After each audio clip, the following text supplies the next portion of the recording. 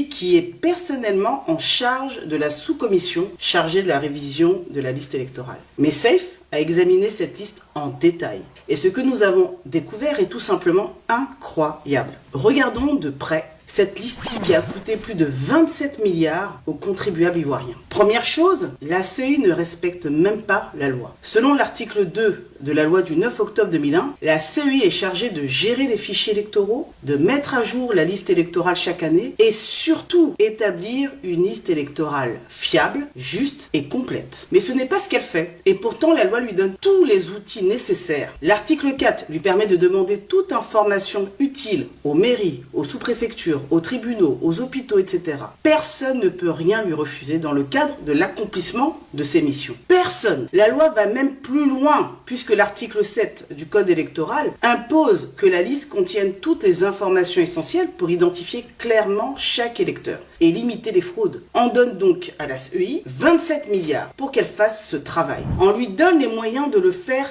sérieusement. Et qu'a-t-elle fait concrètement?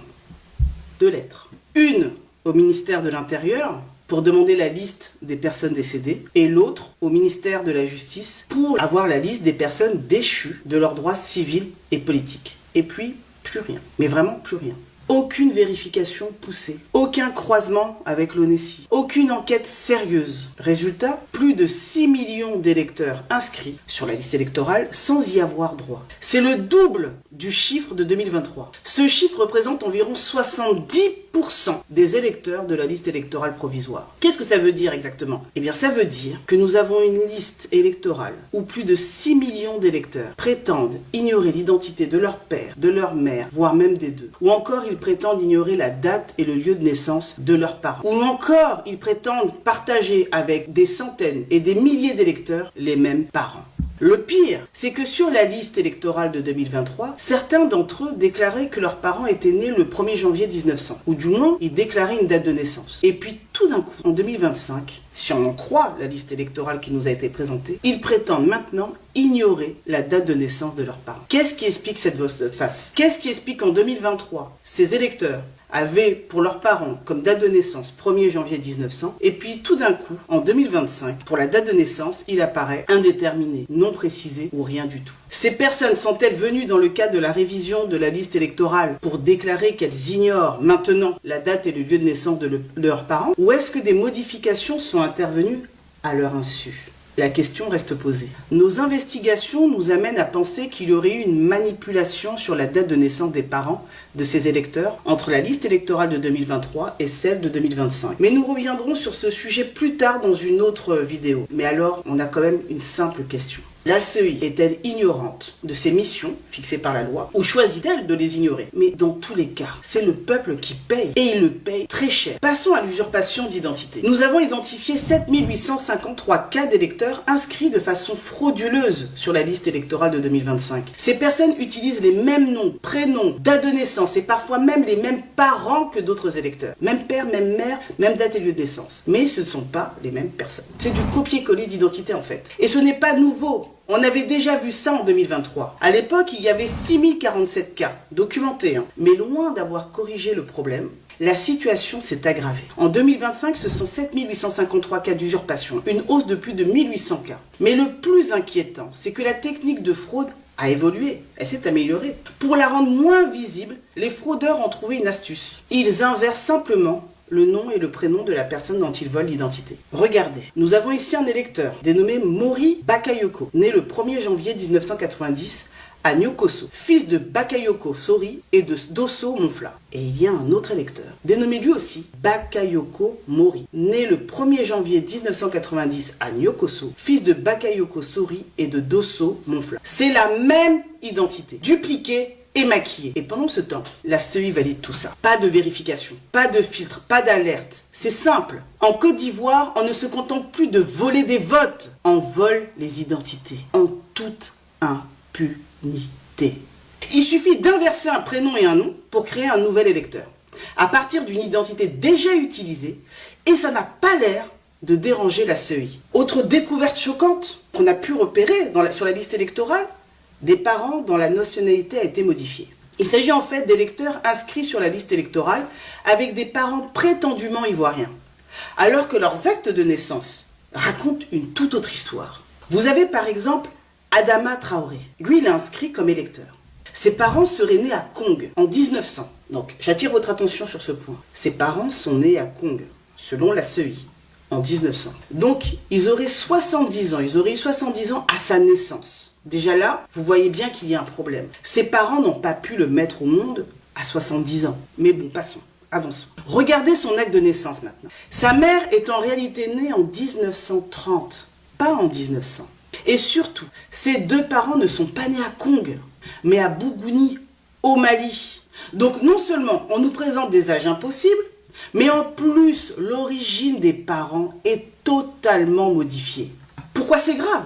Eh bien parce que la nationalité ivoirienne est une condition pour être électeur, c'est logique. Et ici on constate clairement que des personnes ont été inscrites sur la base de fausses informations pour faire passer des électeurs d'origine étrangère comme étant ivoiriens de naissance. Et ce n'est pas un cas isolé.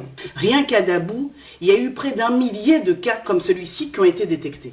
Imaginez ce que ça doit être à l'échelle de tout le pays. Et pendant ce temps-là, la CEI, elle ferme les yeux. Ou alors, elle fait semblant de ne rien voir. Mais la CEI ne s'arrête pas là. Elle va continuer de nous surprendre encore. On a découvert des cas hallucinants d'électeurs qui sont plus âgés que leurs propres parents. Voici quelques exemples qu'on ne voit même pas dans les films d'action ou de science-fiction. Niaba Olivia, qui est née le 3 février 99 et dont le papa est né le 1er février 2001. Oui, oui, 2 ans plus tard. Dans cette famille, on peut se demander qui commande entre le père ou la fille. Nous avons aussi des électeurs plus âgés que leur mère, comme par exemple Amani Kwame Blaise, qui est né le 1er janvier 61 et sa maman est née le 30 décembre 65. Soit la CEI a inventé la maternité à rebours, soit elle ne vérifie rien du tout. Nous avons encore des électeurs du même âge que leur père, comme Yehoun Golo, qui est né le 1er janvier 97, et son papa est également né à la même date, de naissance précise. Un papa jumeau de son fils, quoi. Et ça ne choque pas la CEI. Nous avons encore des électeurs du même âge que leur mère. Par exemple, Yen Wati du Corté, né le 1er janvier 1960, et sa mère est née le même jour, au même lieu. Mère et fils ont la même date, même année, peut-être même ont-ils partagé la même classe pendant qu'on y est, qui sait. Pendant ce temps-là, voilà ce que déclare fièrement la CEI. Écoutez-la. Aujourd'hui, la Côte d'Ivoire a un système électoral fiable. Ce n'est pas parce que nous sommes à la commission électorale indépendante qu'on le dit. Il y a bon nombre de pays qui s'inspirent de la Côte d'Ivoire. Ah bon? On nous copie? Qui ça? Je serais curieuse de savoir quel pays voudrait d'une telle liste électorale. Et est-ce que ces pays ont aussi vu que chez nous, les enfants naissent avant leurs parents? Ce que fait la CEI, ce n'est pas de la fierté, c'est du déni pur et simple. On ne peut pas produire une liste électorale pleine d'absurdités, de fraudes, de contradictions, et ensuite venir dire que tout va bien, à moins d'être de mauvaise foi. Quand on est au cœur du dysfonctionnement, on devrait avoir honte, et non pas fanfaronner avec des locutions latines bien loin des réalités de notre liste électorale. Continuons. Vous pensiez qu'après les enfants plus vieux que leurs parents, on avait atteint le sommet de l'absurde? Vous vous trompez. Sur la liste électorale provisoire transmise par la CEI, on découvre encore une perle de plus. Des femmes âgées de 60 ans, de 70 ans, 90 ans, voire même plus de 100 ans, qui accouchent le plus naturellement du monde. Prenons quelques cas concrets. Gouré Justin Djaouri, qui est né le 31 décembre 83. Vous savez quel âge a eu sa maman? À quel âge sa maman l'a eu? Eh bien, d'après la CEI, sa maman est née le 1er janvier 1852. Ça veut dire qu'elle avait 131 ans quand elle l'a mis au monde. Oui, oui, vous avez bien entendu, 131 ans. On a aussi le cas de Apo Géraldine Yavo, dont la maman avait 91 ans le jour de sa naissance. Là aussi, chapeau bas à la CEI pour cette prouesse médicale. Et ce n'est pas quelques cas isolés. Selon nos recherches, il y avait 23 084 électeurs, dont la mère avait plus de 60 ans au moment de leur naissance. 23 000. Alors soit la médecine ivoirienne est en avance de plusieurs siècles, soit, soyons francs, la CEI invente, bricole, laisse passer des absurdités grossières sans sourciller. Sur la liste électorale 2025, la biologie ne compte plus. Tu peux être une femme de 60, 80, même 100 ans et enfanter comme si de rien n'était. Et la CEI trouve ça normal. Résultat, on se retrouve avec une liste électorale qui défie la science, la logique et la crédibilité même de notre démocratie. Bravo la CEI. Les miracles de la CEI ne s'arrêtent jamais, faut bien le dire. Après les enfants plus vieux que leurs parents, après les mères de 60 ans, Voici maintenant les super centenaires électeurs. Et attention, ce n'est pas une blague, hein. Selon les chiffres officiels, la CEI a quasiment doublé le nombre de centenaires entre 2023 et 2025. Alors, petit rappel, en 2023, on comptait déjà 4844 électeurs âgés de 100 ans et plus. En 2025, ce chiffre est monté à plus de 8106. Centenaires. C'est presque le double en 2 ans. Parmi eux, des personnes censées être nées en 1906, 1864, voire même 1862. Ça veut dire qu'en 2025, certains électeurs seraient âgés de 119 à 163 ans. Encore plus fort que les records mondiaux de longévité. Et qu'est-ce que dit la CEI pour justifier ça? Rien n'interdit à un centenaire de voter. C'est vrai, la loi n'interdit pas à une personne de 100 ans, voire plus, de voter. Mais ce n'est pas ça le problème. Qui peut croire qu'il y a des centenaires de 130 ans en Côte d'Ivoire? Il faut arrêter d'insulter l'intelligence des Ivoiriens.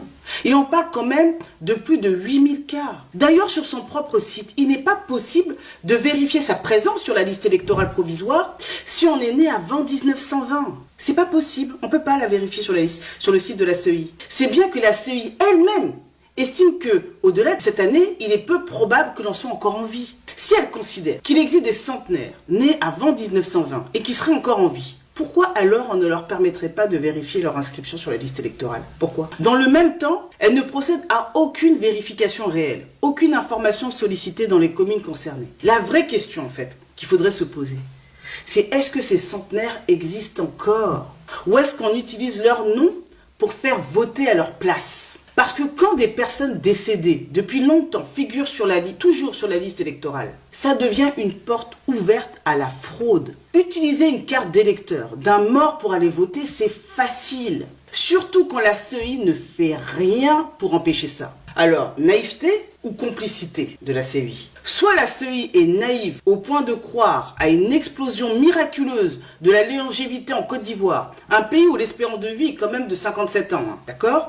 Soit elle ferme les yeux volontairement, laissant un système frauduleux s'installer. Dans les deux cas, c'est le peuple qui perd et c'est la démocratie qu'on enterre. Et il y a encore sur la liste électorale des milliers de personnes décédées. Regardez un peu l'exemple de Feu Godjo Nyoulé Nestor. Voici son acte de décès. Et pourtant, il est encore sur la liste électorale. Vous avez également le cas de Feu Animel Akpa Pascal. Voici son acte de décès. Et lui aussi est encore sur la liste électorale. Ils sont morts parfois depuis très longtemps, mais ils sont toujours bien vivants sur la liste électorale. La CEI a fait ce que même les plus grands prophètes n'ont pas osé faire. Elle a ressuscité plus de monde que Dieu en personne. Le plus fou, c'est que la CEI ne conteste pas la présence de ces personnes décédées. Au contraire, elle l'assume avec une certaine fierté. Et sa réponse, ce n'est pas si grave. Les morts ne votent pas. Et puis, quand vous l'entendez dire ça, elle le dit avec vraiment, elle pense qu'elle a sorti une phrase très intelligente. Hein. Ah bon? Les morts ne votent pas? On avait besoin de la CEI pour savoir ça?